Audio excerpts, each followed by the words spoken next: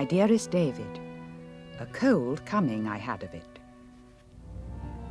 Penelope drove me to the airport as if escorting some prisoner to the maximum security wing.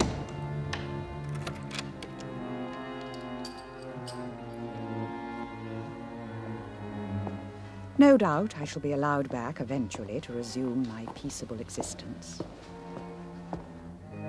But for the time being, I must serve out my exile in this decorous hotel, which now, at the very end of the season, exudes an air of deadly calm.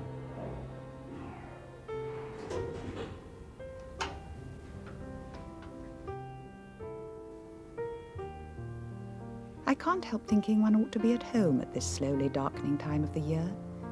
And so I would be, had I not committed that apparently dreadful crime.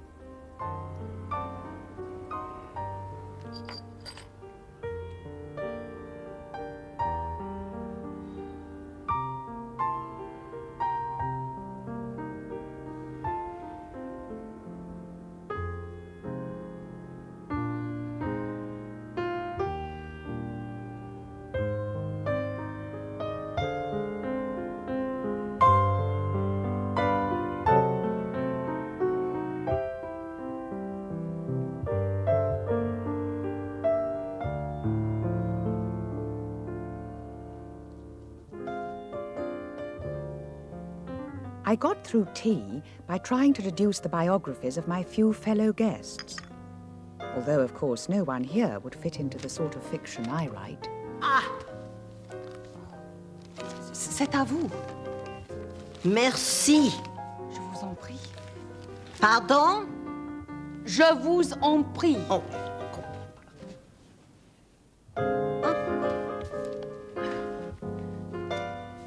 There's an ancient veiled deaf lady, for example. I have her down as the widow of a Belgian confectioner. Ah, there you are at last, my darling. Yes, here I am. And there's a couple of English women, obviously mother and daughter, say late 50s and mid-20s. Very grand and self-assured. Alain! Du thé, s'il vous plaît, pour ma fille, et quelqu'un de vos jolis gâteaux.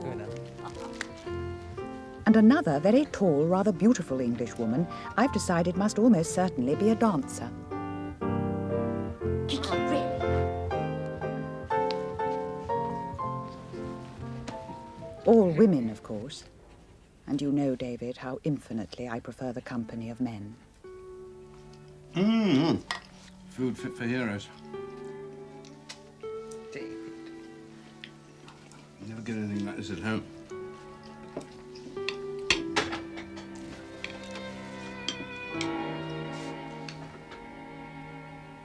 I suppose it must be time to get changed and brave the dining room. I know I'm still in disgrace and only starting to work off my probation. But already I miss you so much. All my love, Edith.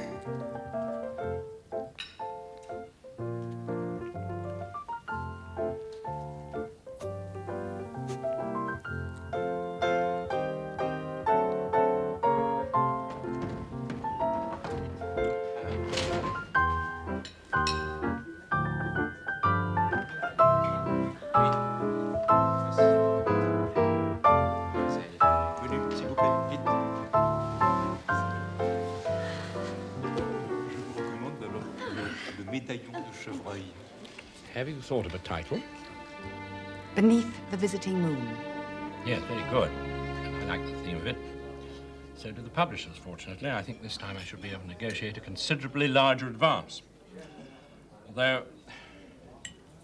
What? It is beginning to change, you know, the romantic market. Is it? Yes, it's the cosmopolitan reader you have to think of now, the girl with the executive briefcase. She wants more sex, you know, to reassure her that being liberated is fun. She wants something to take on a business trip, those lonely nights in the hotel. Something that will reflect her lifestyle. I've never met anybody with such a thing as a lifestyle, Harold. What does it mean? It implies that everything you own was bought at exactly the same time, about 5 years ago at the most. Anyway, if she's that liberated, why doesn't she go down to the bar and pick someone up? Well, I'll tell you why. It's because when it comes to the crunch, she prefers the old myths. She prefers to believe she's going to be discovered, looking her best behind closed doors, just when she thought all was lost, by a man who's battled across continents, abandoning his in tray, solely in order to reclaim her. you're the expert, my dear. When it comes to matters of the heart, I mean. Are you sure that's what you meant to say, Harold?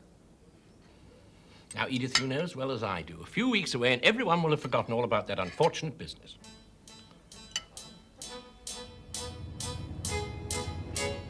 My books aren't about love, or only incidentally. Their real subject is an even more potent myth. You'll have to explain. What myth? The tortoise and the hare. You'll have noticed, Harold, that in my stories, the unassuming mouse always gets the hero, causing the sultry temptress to retire, baffled. The tortoise, in other words, wins. Well, naturally, this is a lie. It's the hare who wins every time. In life, that is. Not in fiction. At least not in mine. The facts of life are too terrible for my kind of fiction.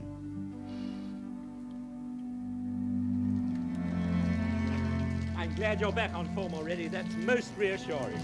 Thank you for lunch, Harold. Can I get you a taxi? No, I'll be all right.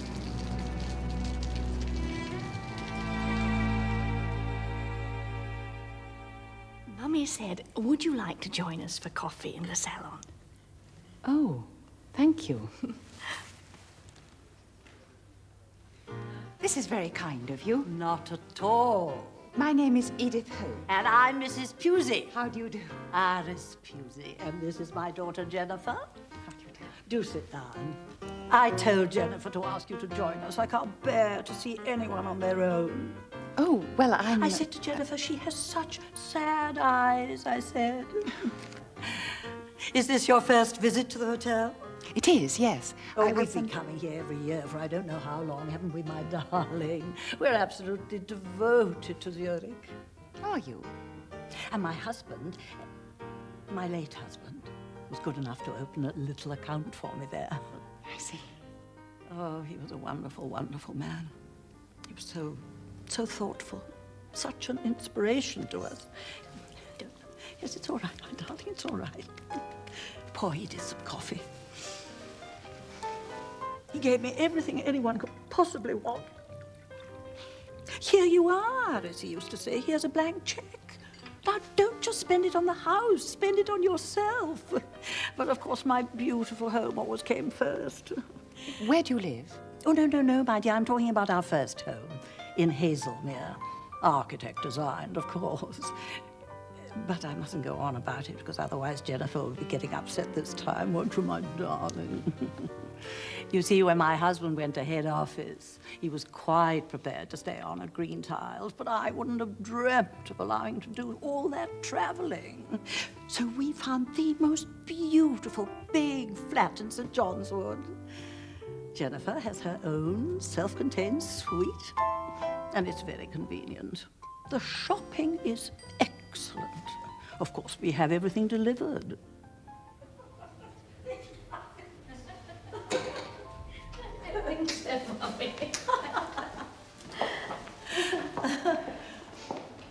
Good night. Oh, you're in the little room at the end, are you? Yes. Oh, very nice. Of course, Monsieur Hubert always gives us the same suite overlooking the lake. Do come in and have a look. Thank you.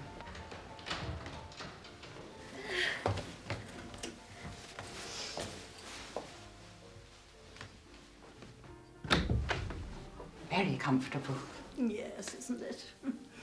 Now, come and see my bedroom.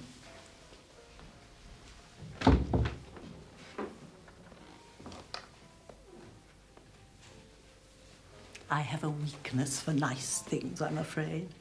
And there's such a good shop in Zurich. It's one of the reasons why we come back here every year. And that's Jennifer's bedroom, of course. Well, it's all right. You know, my dear, you ought to buy yourself something pretty while you're here. If you want to feel good, you've got to look good. That's what I'm always telling Jennifer, aren't I, my darling? Ah, she does love her silly old mother, don't you, my pet? Well, thank you very much. Good night.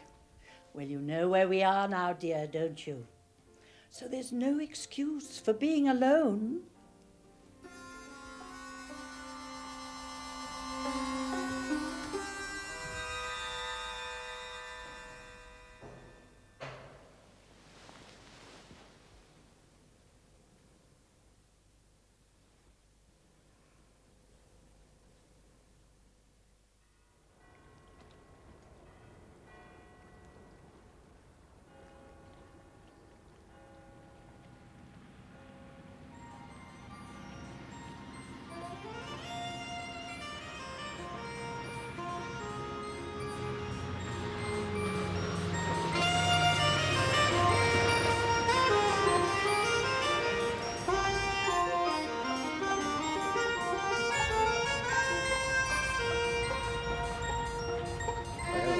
Thank you.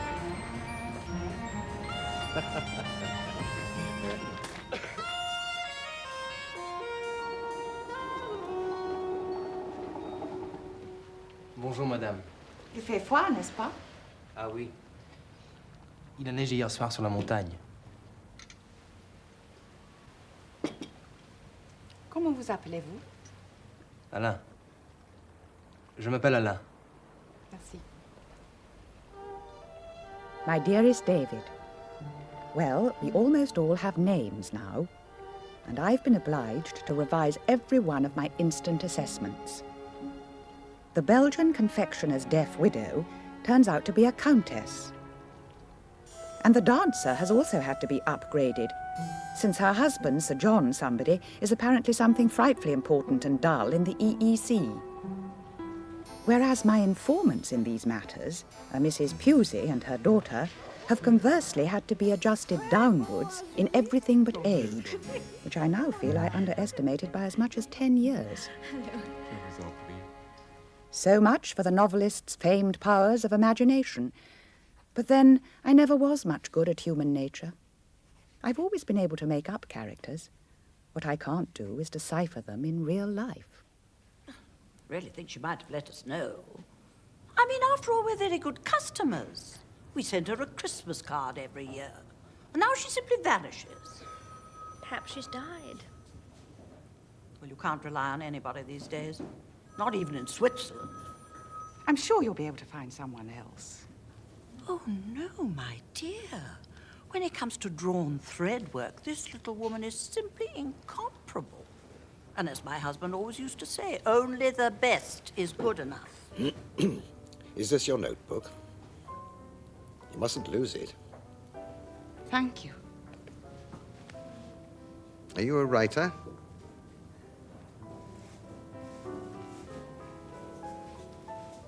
You know, it's been bothering me all day. You remind me of someone. Now, who is it? Virginia Woolf? You should know, Jennifer. Who could it be? Well, people usually seem to think it's... No. I know exactly who it is. It's Princess Anne. That's who it is. You're exactly like Princess Anne.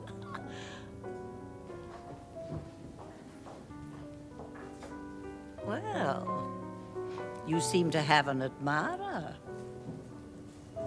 I'm very sorry, but I really must go. I'm not at all sure I can allow that. It's Sunday. What possible excuse can you make? I have to get back to the rooms. Excuse me? What rooms? You know Edith, of course. She writes. You know, I often think if I put my mind to it, I could be just as good. After all, I lead a much fuller life. I'm always surprised she never uses me in any of her books. I do. It's just she's never noticed. But what are these rooms? A 5-story warehouse in Chiltern Street. I'm an auctioneer. Where do you live? That one's mine, there.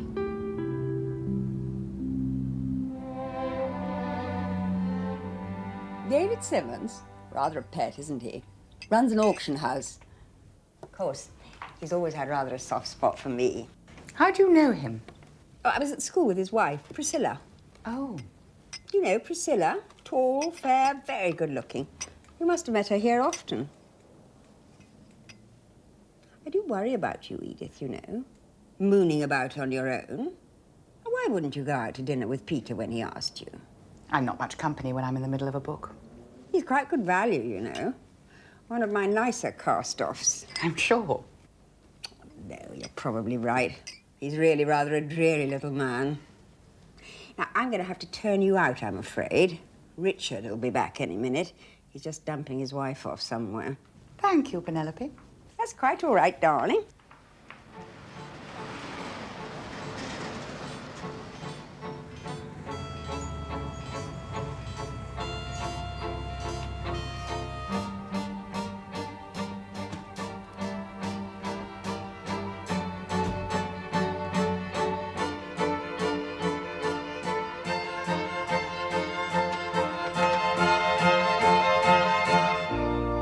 I knew you'd come.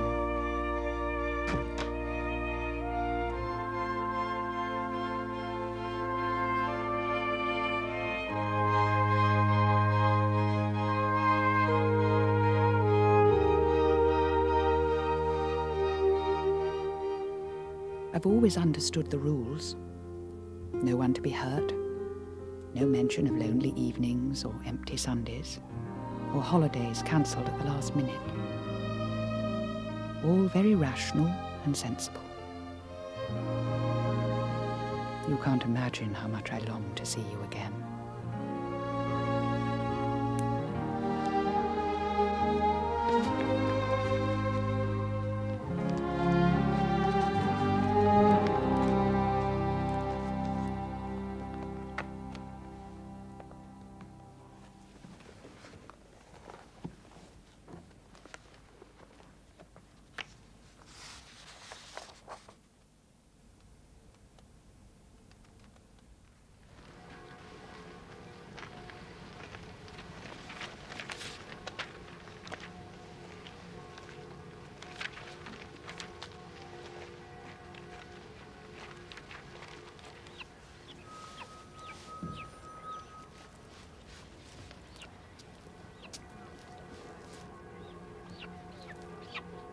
Well, maybe after lunch.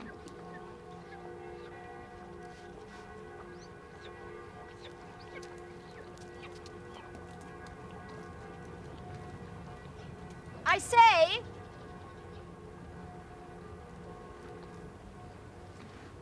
I don't want that man round me anymore. Would you mind awfully coming and sitting with me?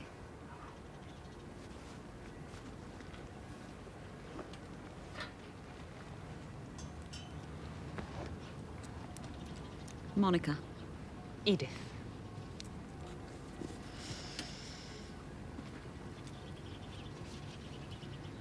Not with Elmar Pusey today, then? I didn't feel quite up to her this early in the morning. I can't stand the sight of her myself. Of course, Sunday's the one day they can't swan around buying knickers. Oh, I do beg your pardon. Lingerie. Not that I'd put it past her to bang up some wretched little shopkeeper on a Sunday simply because she happened to have a spare few thousand francs. They do seem to do a great deal of shopping. Well, they're loaded. Trade, of course. Daddy was a sherry importer. Not that the old girl would touch the stuff. She prefers champagne. Who doesn't? How long have you been here? Ages. I'm here for my health. I'm sorry. Have you been ill? No.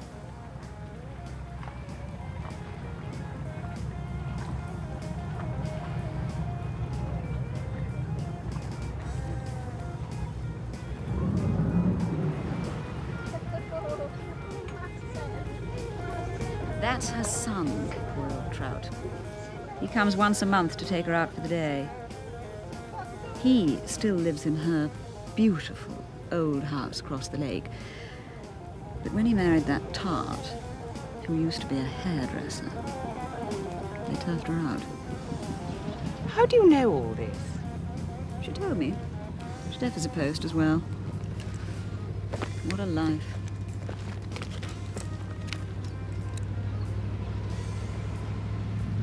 No, thank you. I'm not allowed to, of course. Still, what the hell? What about a stroll into town? There's something soothing about Mrs. Pusey's simple greed. At least she's quite obviously having a good time. Jennifer's the one I can't make out. Jennifer, I assure you, it's entirely straightforward. Let's go in, shall we?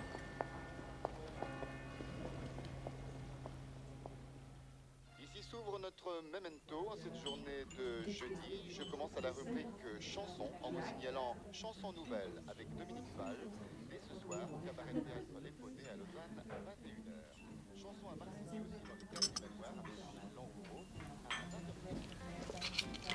What's wrong with your health, if you don't mind my asking?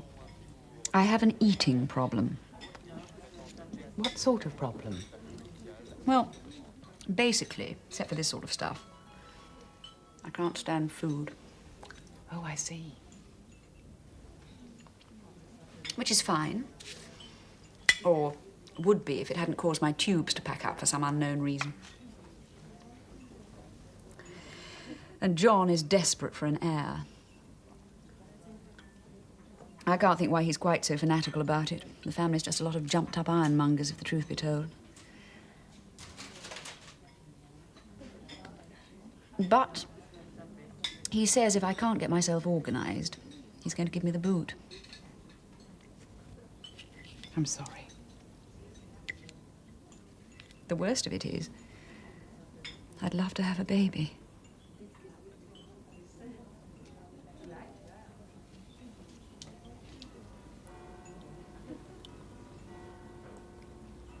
Hadn't we better be getting back? It's nearly lunchtime. I can't stand that dining room. I'm sick of that awful fish. And they've been told to spy on me. That's why I have to take Kiki in with me. Where is Kiki today? He misbehaved himself again. They made me lock him in the bathroom. Bloody Swiss. They hate dogs. So aren't you coming for lunch? I need another piece of cake.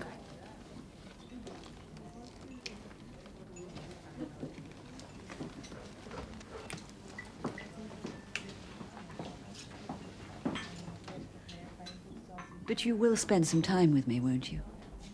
I feel safe with you. So do most people, I'm afraid.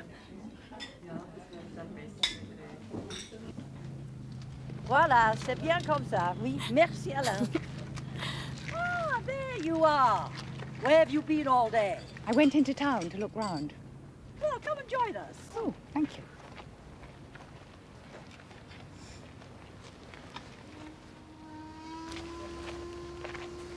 Good afternoon, ladies. I thought you might like a look at the papers. Ah, that's very kind of you, Mr. Neville. I'm sure the others will be delighted, but I'd just as soon not. I find them so depressing. The world is so ugly. I know I'm old-fashioned, but I prefer to stick to my book. The Sun at Midnight by Vanessa Wilde. And not an author known to me, I regret to say. Most enjoyable. I'm afraid this isn't one of her best. Oh, really? Truffle?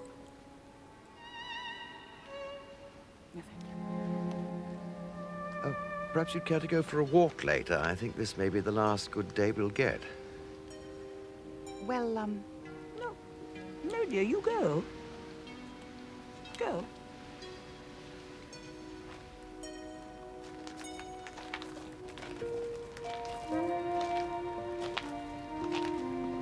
Well now, Mrs. Wolfe, I don't believe we've been properly introduced. My name is Philip Neville.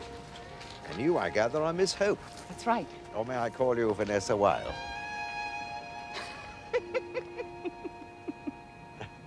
that's a distinct improvement on your usual expression.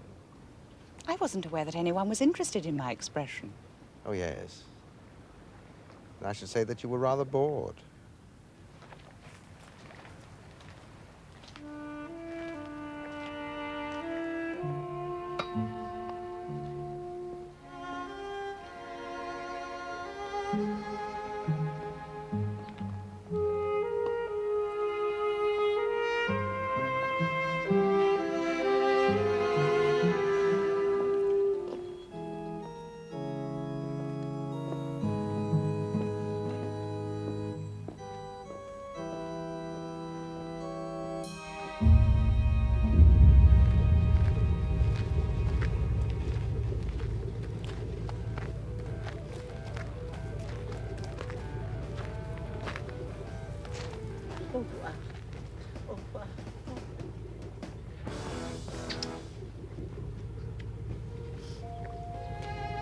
Do you know those hills over there to the south? No. There's some very good restaurants. I'll telephone you if I may. By all means.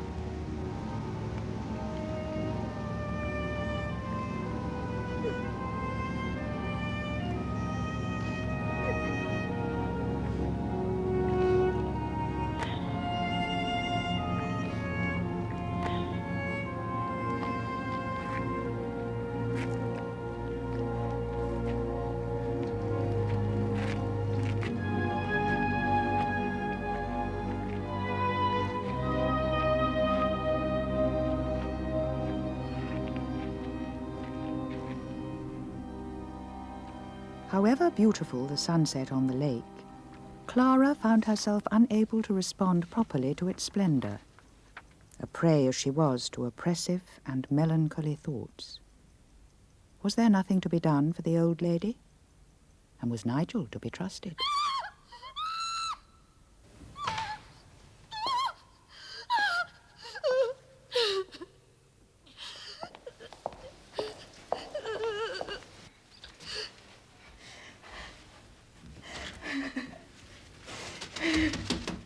We are. The biggest spider you've ever seen. All gone. Oh, thank you so much. She's been terrified of spiders ever since she was tiny.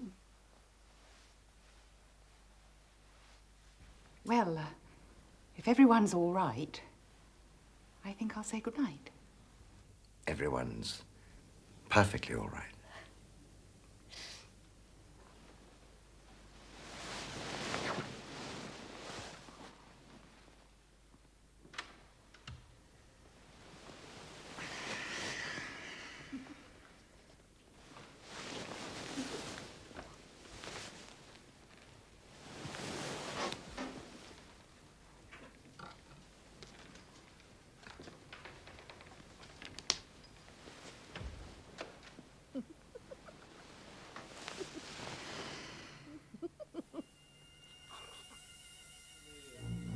I'm so pleased we managed to tempt you away from your desk. Oh, that's very sweet of you. You shouldn't have. They're from the garden.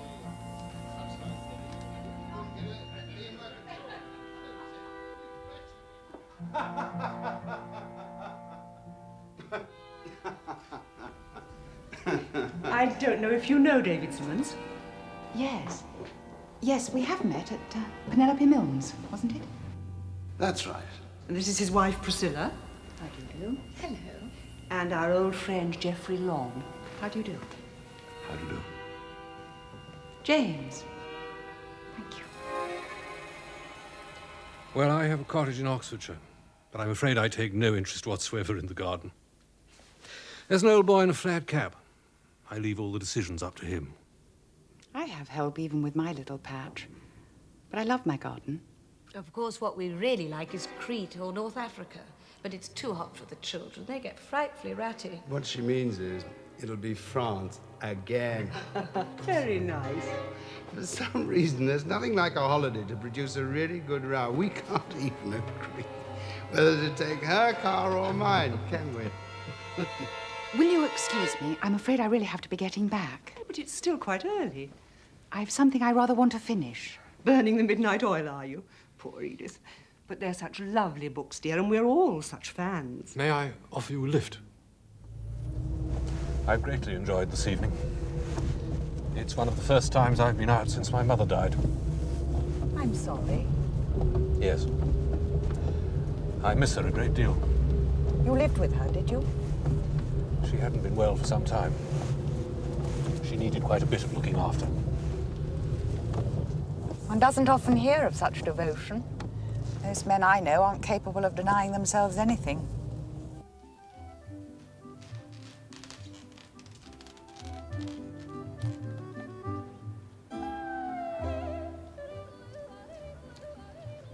Oh, thank you.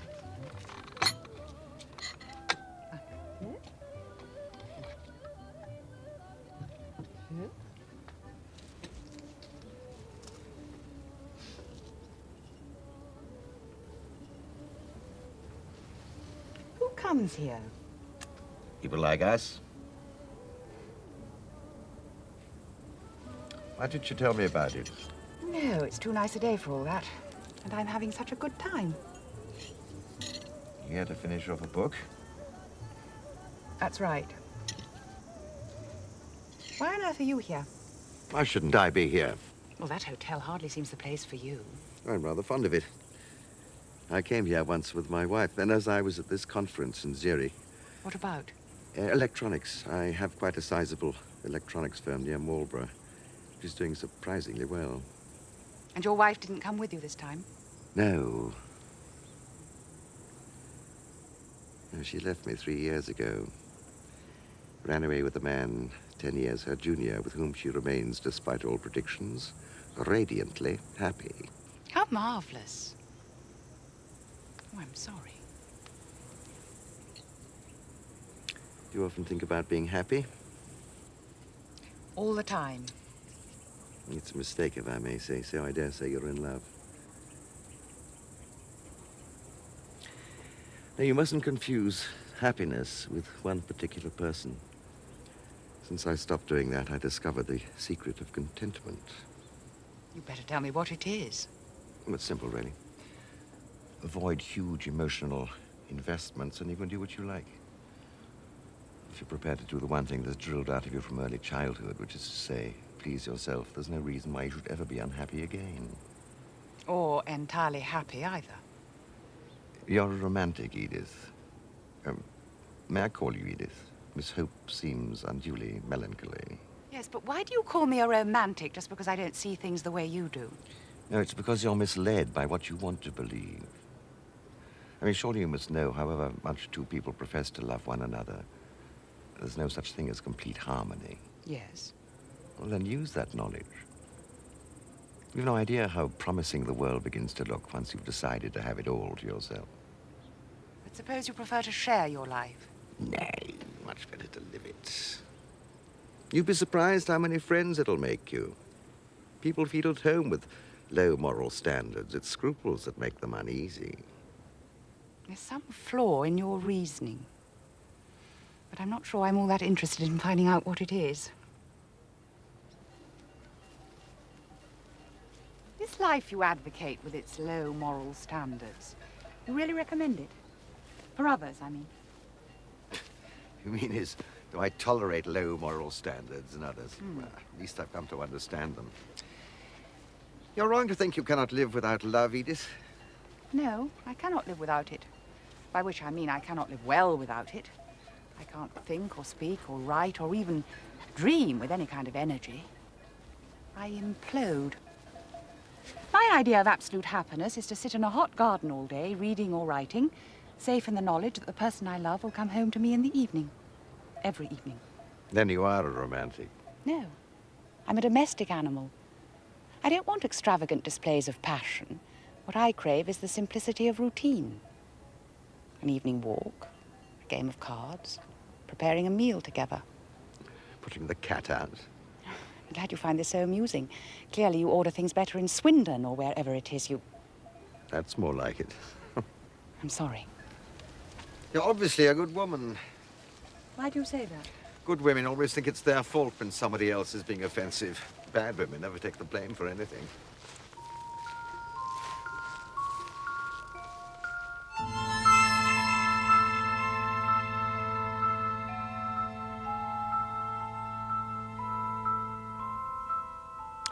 Let me tell you what you need, Edith. I thought I told you. I know you think you've just told me, but you're mistaken. You don't need more love. You need less. It's love which has brought you to the Hotel du Lac out of season to sit with those women and talk about clothes. Is that what you want? No. There's not love you need. It's marriage. Yes, I know. When you're married, you can behave as badly as everybody else. You'll be much more popular. You'll never have to wait by the telephone again.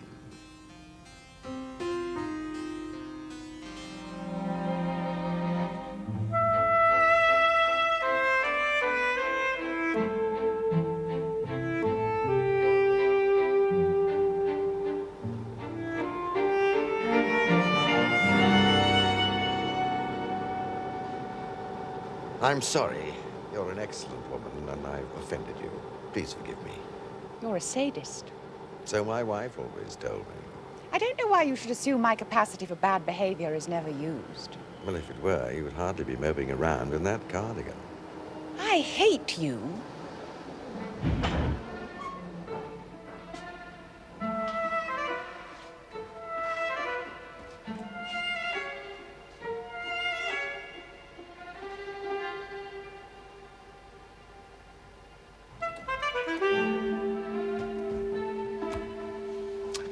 Well, you're coming along very well. I find that smile of yours just the faintest bit unamiable. When you get to know me better, you'll realize just how unamiable it really is.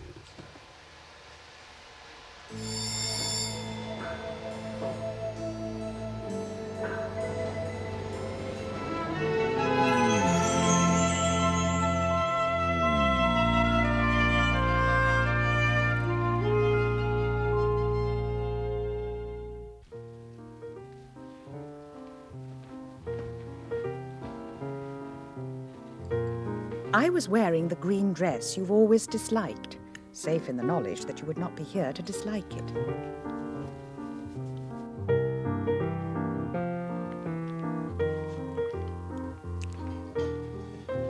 It soon became clear that something was afoot, but nobody was in the least prepared for the scale of the entertainment. Edith! C'est magnifique. Merci, monsieur le maire. Quelques humbles fleurs, modestement. Je suis confuse. Je suis ravi. Bonsoir, madame. Bonsoir.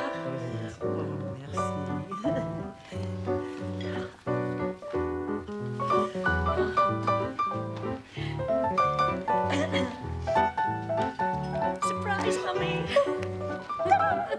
Happy birthday.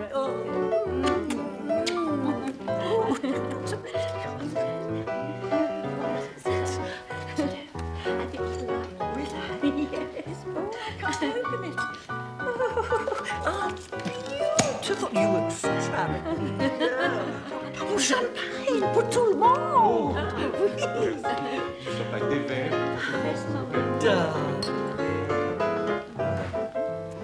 Thank you. Oh, look, Mum, they're toasting you there. Thank you.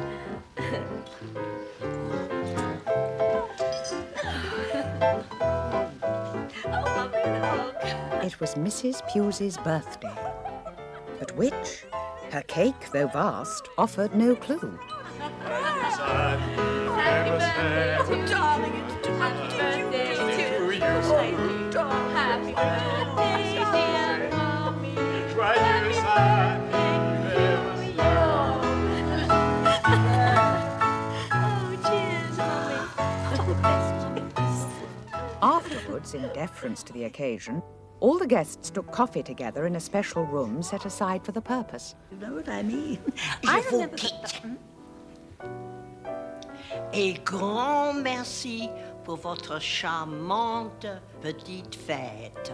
Vraiment, madame, vous ne prenez pas encore une verre? Et votre habit de gala.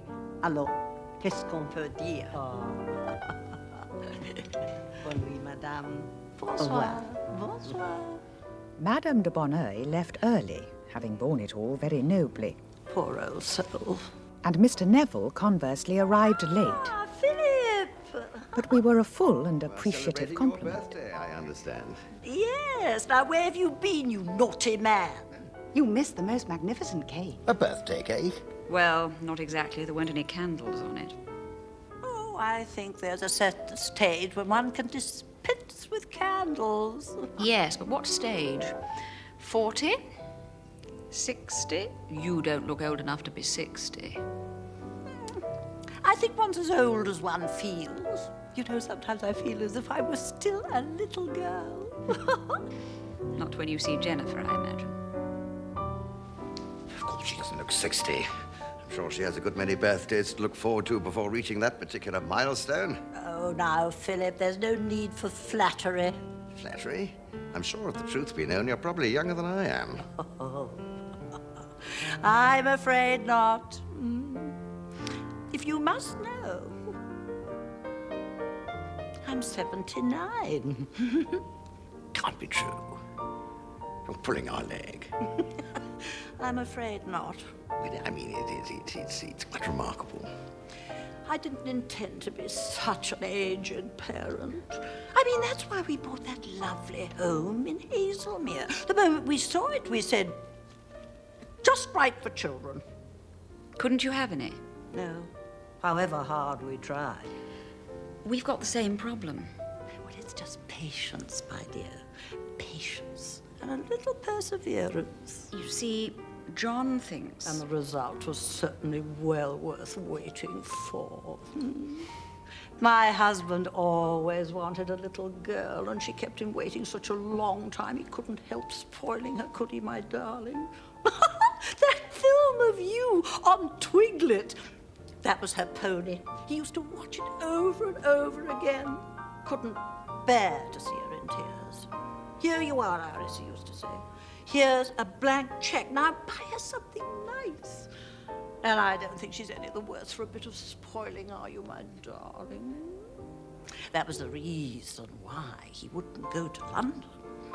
At a certain stage, David, the evening started to go wrong. A feeling of desolation began to spread. And I wanted you very much. But you weren't there. Perhaps it was simply that the whole occasion put me in mind of my own most recent celebration. This is Capital Radio, playing all over London on 1548 kilohertz and 95.8 FM in stereo.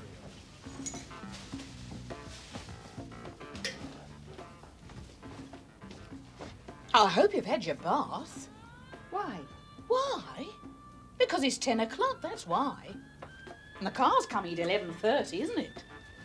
Yes.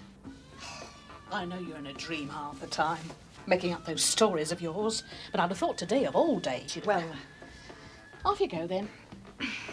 I'll look after the caterers. Remember, you haven't got all day.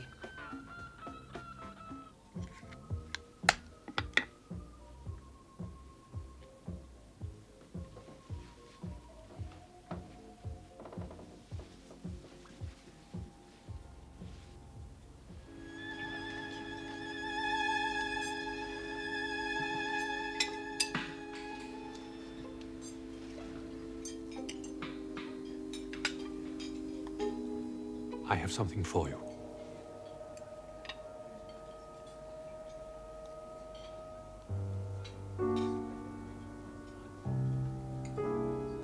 It was my mother's. I know she would have wanted you to have it.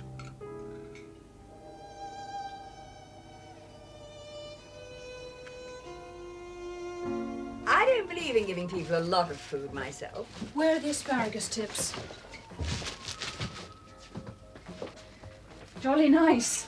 Now, would you mind giving us a bit of elbow room? We've got another due in Tregunta Road in half an hour. Look here. I brought you this in for the cake.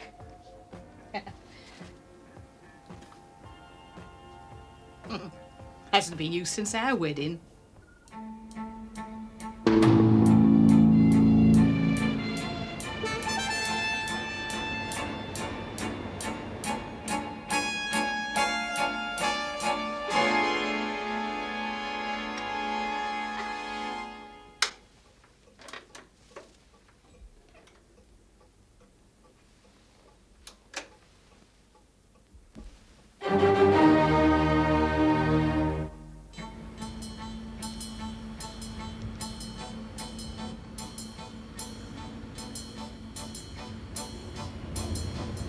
Would you take me on a little further, please? I've changed my mind.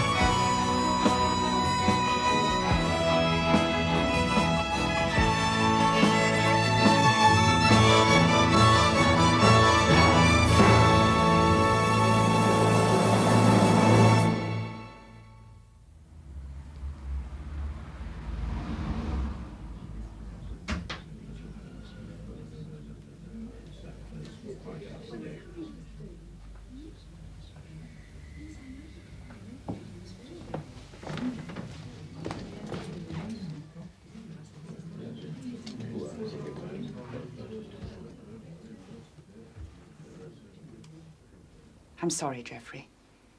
I have nothing to say to you, Edith. You have made me a laughingstock. I think you'll find it's I who am the laughingstock. I'm only grateful poor mother didn't live to see this.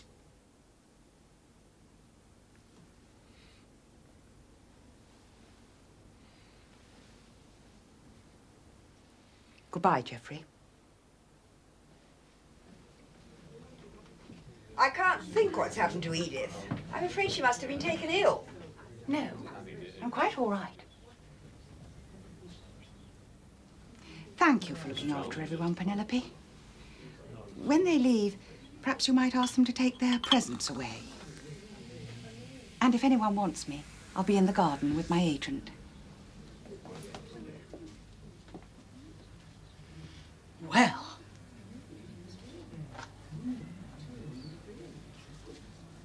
My dear, is there anything I can do? No, I'm fine. Not drowning, but waving.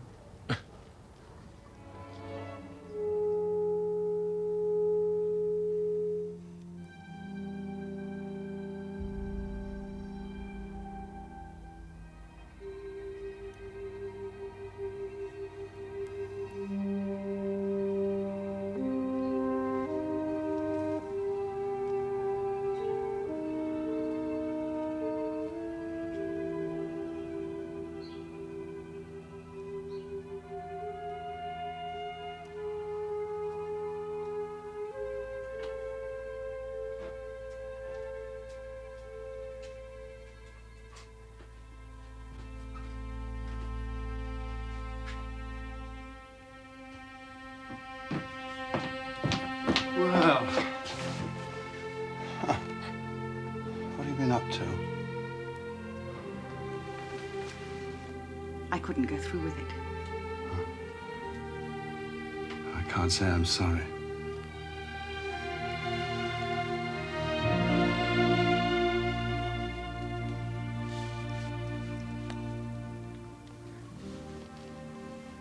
drink?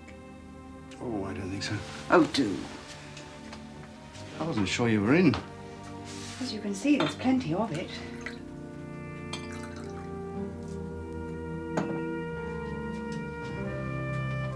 We've been sitting in the dark.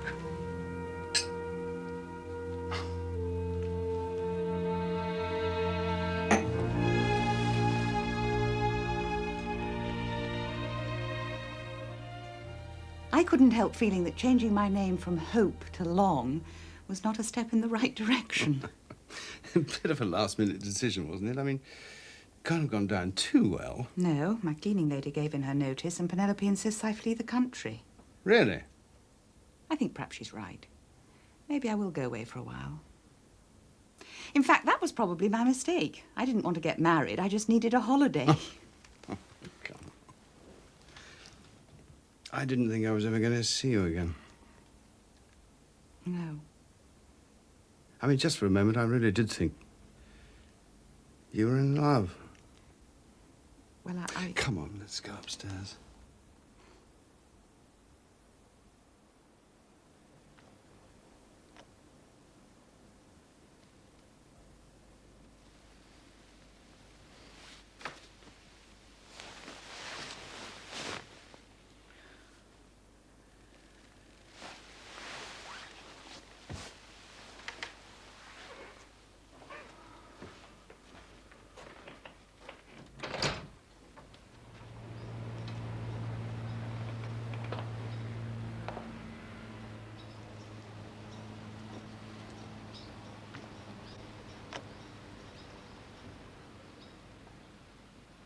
Vous voulez ruiner l'honorabilité de cet hôtel, hein?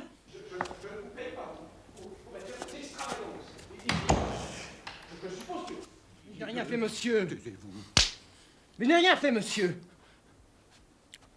Madame, dites-leur.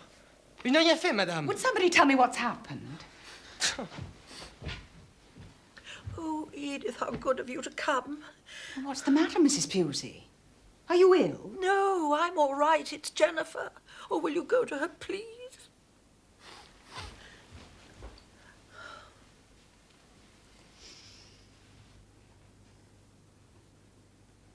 Are you all right? Yes. What's going on? Nothing. Well, is there anything I can do for you? Wouldn't mind some more coffee. Coffee? Yes. Sure you don't need a doctor or anything? Good God, no. Just look after Mummy for me, would you?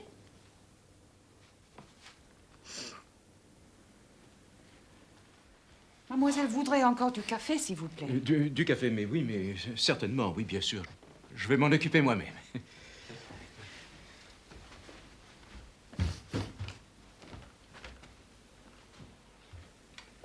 What's going on? Why was Monsieur Hubert shaking poor Alain? Poor Alain? I like that. What happened? Well, I couldn't sleep. I didn't get off till about dawn, and then all of a sudden I woke up and I heard a noise in Jennifer's room. A door. I was absolutely terrified. Well, she seems quite all right. Yes, thank heavens. It was that dreadful boy. Who knows what he might not have done if I had... I'm sure there's been some misunderstanding. I never trusted him. His eyes are too small. Are you sure he wasn't just taking in Jennifer's breakfast? He'll have to go, of course. I'll speak to Monsieur Hubert about him. Well, if you're all right, I'll... Oh, yes, dear, you go, you go. I know what a walker you are.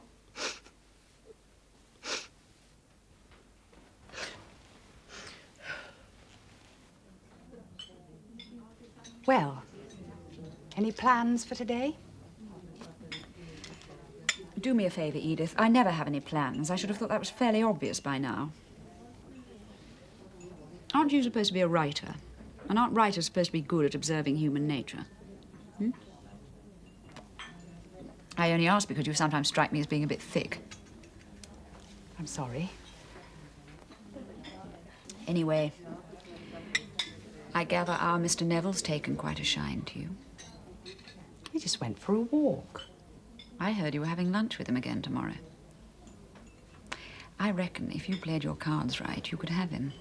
I gather he's worth quite a bit. Is he? Trade, of course. Monica, I'm not after Mr. Neville or his money. I earn my own money. Money's what you earn when you grow up. I hate this idea of women prospecting for someone with money. Can't see what's wrong with it. It's part of a conspiracy among women who think they have some divine right to all the treats and privileges they can wheedle, who behave as badly as the Puses this morning, who feel somehow they're entitled to make illogical fusses. I think they're dishonorable. I'm very probably a better target for the feminists than men. Way above my head, I'm afraid.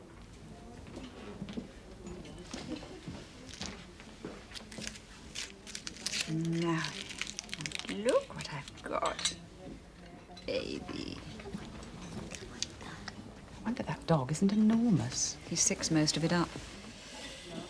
Anyway, I didn't say you were after him. Why shouldn't he be after you? You're not bad looking. Your clothes are terrible, if you don't mind my saying so. Monica, I am not in love with Mr. Neville. Who said anything about love?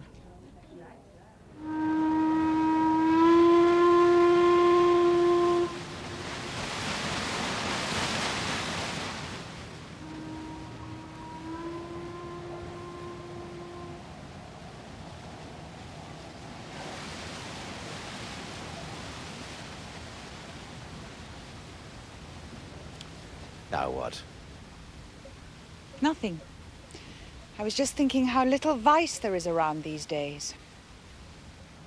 You're shivering. You should get rid of that cardigan. Whoever told you you looked like Virginia Woolf did you a grave disservice. As to vice, there's plenty around if you know where to look. Obviously, I don't. I certainly never find any. You don't try hard enough. Anyway, didn't we say we were going to change all that? If all it involves is giving away my cardigan, I feel I should tell you I have another one at home. I suppose I could give that away as well, but I feel I'm too spiritless for radical gestures. I'm just not fascinating. No. One sees that. Oh, come on, let's stroll round the deck. After all, this is a pleasure steamer.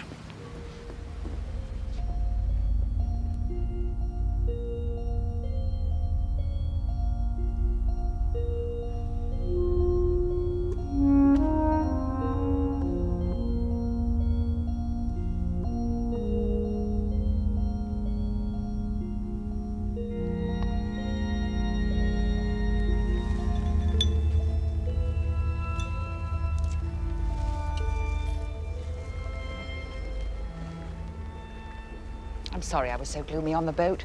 I lost my bearings. I had the feeling we might not be allowed back. Is there so much to go back to? Oh. I'm sorry, please forgive me. You may not be a fascinating woman, Edith, but you certainly know how to make a man uncomfortable. Am I to take that as a compliment? Now, that's the sort of remark I associate with a lesser woman. You're unsettling. Why can't you just leave it at that? Why do you have to dimple and bridle like some ingenue? Am I to take that as a compliment? All right, but I'm not here to pass tests, you know. I'm supposed to be enjoying myself. You'll find one does not preclude the other. I suggest you allow me to order for you.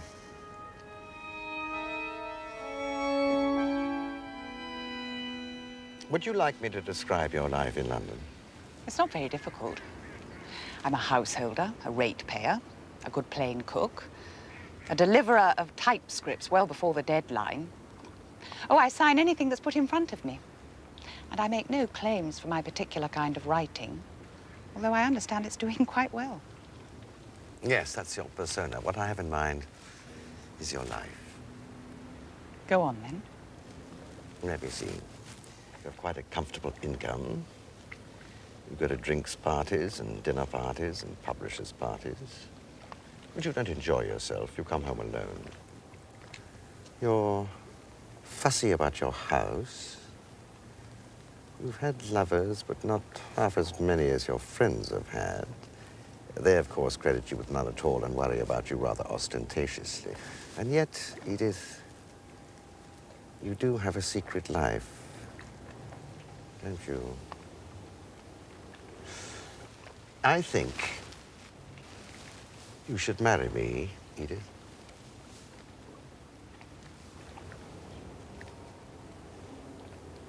I'm a very discriminating man. I have a small estate and a very fine house, Regency Gothic, and a rather well-known collection of famille rose dishes. I'm sure you love beautiful things. You're wrong. I don't love things at all. I'm away quite often, and I dislike having to come back to a house occupied solely by the couple who run it. You'll fit perfectly into that setting. You make it sound like a job application, and I haven't applied for the job. My wife's adventure made a laughing stock of me. Now I need a wife I can trust. Things haven't been easy for me. And you're not making it easy for me. I'm making it easier. I've watched you at the hotel trying to talk to those women, and when you think you're alone, your expression is full of sorrow. You think I'm a hopeless case? You're a lady. It's rather out of fashion these days. You'll do very well as my wife. Unmarried, I'm afraid, you'll soon look a bit of a fool. And what will I do in your fine house when you're away? Whatever you do now. Write. You might even find you write rather better than you thought you could. Edith Neville. It's a good name for an author. You do me credit. You're not the sort of hysterical woman men are afraid of, carrying on as though they're a constant object of scandal or desire, boasting about their conquests and their performance, who think they can do what they like as long as they keep their friends entertained. Most women are afraid of that sort of woman. No, most women are that sort of woman. I always thought men preferred them. Well, in a sense, they feel they're missing out if they get anything that's less than tricky or fantastic, and they like the danger, but it's so tiring. You get no work done. I see. You're paying me the compliment of assuming no one else will ever want me. I'm paying you the compliment of believing you'll never shame me or ridicule me or hurt my feelings. But I thought the other day you were preaching a doctrine of pure selfishness. Well, I'm not asking you to lose all for love. What I'm proposing is an enlightened partnership. I mean, if you wanted to take a lover, that would be your concern. And you? Well, naturally, the same thing would apply. In my case, it would always be a trivial matter. You wouldn't hear of it. Shared interests, companionship. These are the important things as far as I'm concerned. I mean, aren't you tired of being polite to rude people? Naturally, you'll be able to entertain your friends.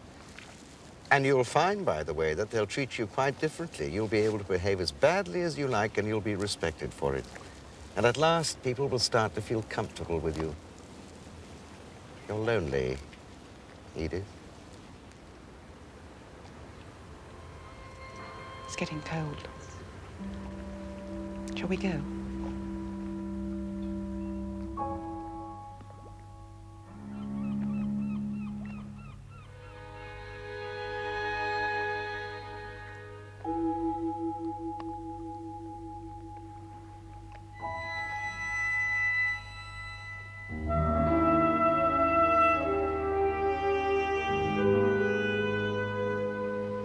Please don't cry, Edith. I can't bear to see a woman cry.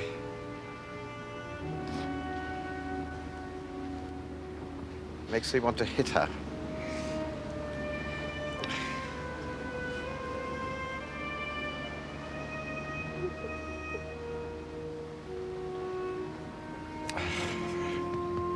You're very thin. Afraid I might break you in half.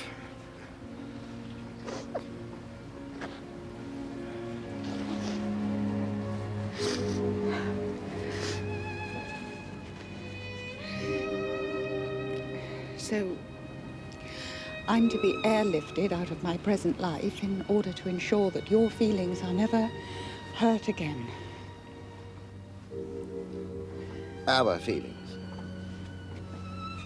I don't love you. Very reassuring. And you don't love me. No. But you've got under my guard. You've moved me and touched me in a way I no longer care to be moved and touched. Not to worry, though. I'm sure it won't last.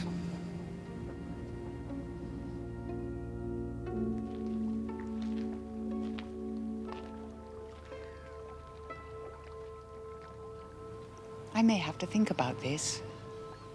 Well, I don't intend to make a habit of proposing to you, so I suggest you get your skates on if we want to leave this weekend.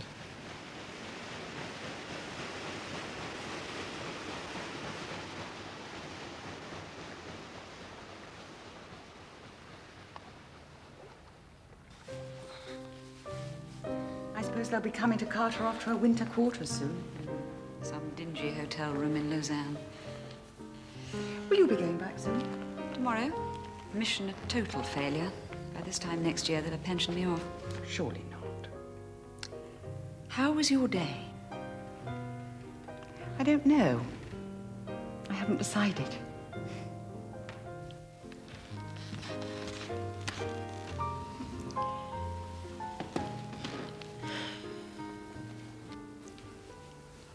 Of course, I hate traveling. And you've done so much. It's my husband's fault. Silly man, couldn't bear to go anywhere without me. Well, you get used to it. Couldn't do it without Jennifer, though. When will you leave? At the end of next week, if they'll have us. I was thinking that... Oh, Philip, there you are. What have you been doing? Oh, I had some calls to make.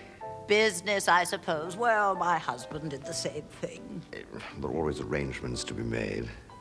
Arrangements? You're not leaving us, are you? Oh, Jennifer, do you hear that? Day after tomorrow. Oh. Oh, dear, oh, dear. And you've been out all day.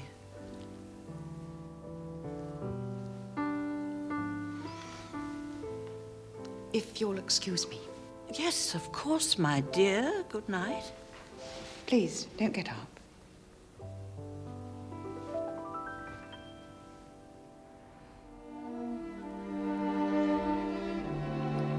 My dearest David, this is the last letter I shall ever write to you, and the first I shall ever post.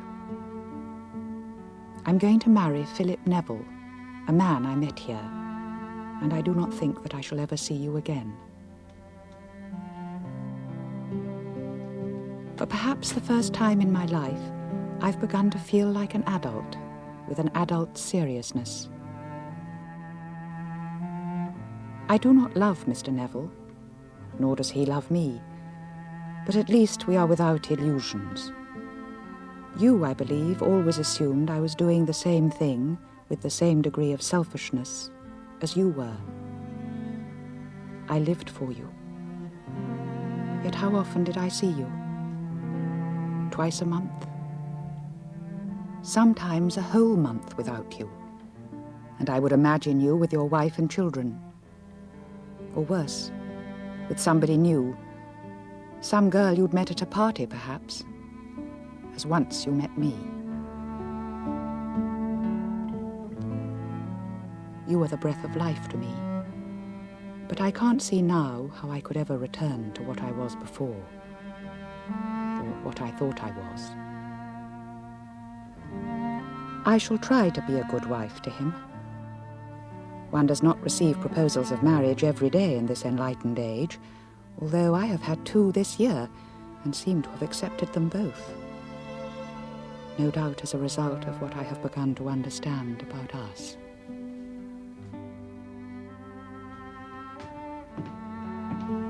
I know you always thought I wrote my stories with a mechanical and detached cynicism. You were wrong. I believed every word of them. I still do. You've known my address for the past 2 weeks, but I haven't heard from you. Therefore, there seems no point in telling you where I shall be living. I don't know how to end this letter. I feel sure we shall never meet again. So, all my love. Always.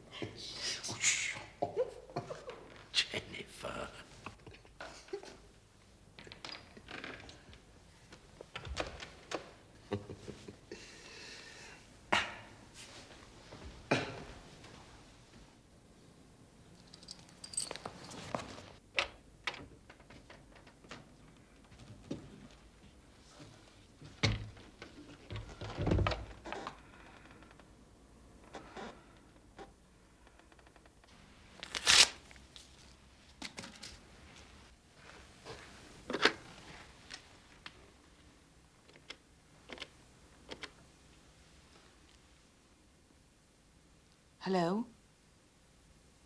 Hope. I'd like you to get me a ticket on the next flight to London. And I'd also like to send a telegram to David Simmons, Chiltern Street, London, W1. And the message is, coming home. No, sorry, that's wrong. Just put, returning.